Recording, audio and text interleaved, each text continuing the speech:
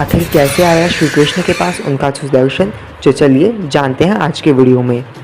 श्री कृष्ण ने धर्म की स्थापना के लिए सुदर्शन का उपयोग किया, पर कैसे?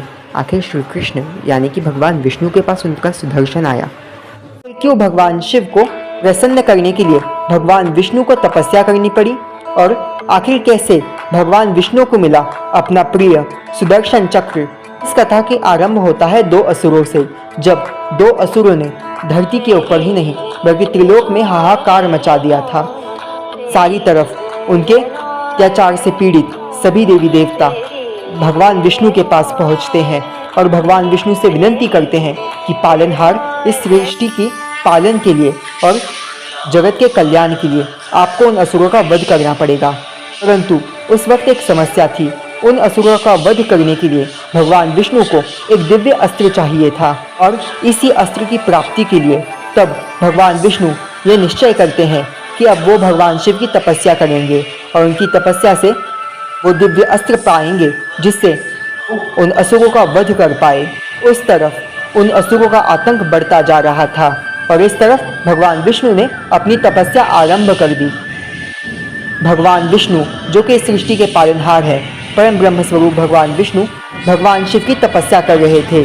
भगवान विष्णु हर रोज 108 कमलों से या 1008 कमलों से भगवान शिव की उपासना करते थे और भगवान शिव को कमल चढ़ाते थे। भगवान विष्णु कई वर्षों तक भगवान शिव की ऐसी ही निरंतर तपस्या करते रहे, परंतु अंततः जब वरदान देने की बारी आई तब भगवान शिव ने भगवान विष्णु की तपस्या की परीक्षा लेने की सोची, और तब भगवान शिव ने 108 कमलों में से एक कमल कम कर दिया, और तब भगवान विष्णु इस बात से अनजान थे। इसके बाद उस दिन जब भगवान विष्णु अपने आराध्य भगवान महादेव को पुष्प चढ़ा रहे थे, तब अंततः एक पुष्प कम मिला।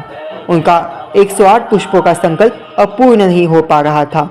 तब भगवान विष्णु इस सोच में पड़ गए कि आखिर कैसे आज उनसे ये गलती हो गई और एक कमल कम पड़ गया। अपनी तपस्या को पूर्ण करने के लिए भगवान विष्णु अब उपाय खोजने लगे कि आखिर कैसे आज वो भगवान शिव की पूजा पूर्ण कर पाए। ब्रह्मांडों के नाथ भगवान विष्णु के हृदय में एक बात आई कि पूरी सृष्टि उन्हें कमल नयन पुकारती है और के नेत्र भी कमल के समान हैं, कमल पंखुड़ियों के समान हैं। तब भगवान शिव से भगवान विष्णु कहते हैं कि मुझे ये पूरी सृष्टि कमल नयन कहती है, और इसीलिए आज एक कमल के रूप में भगवान विष्णु अपनी आँख शिव को चढ़ाएंगे। और ऐसा ही होता भी है।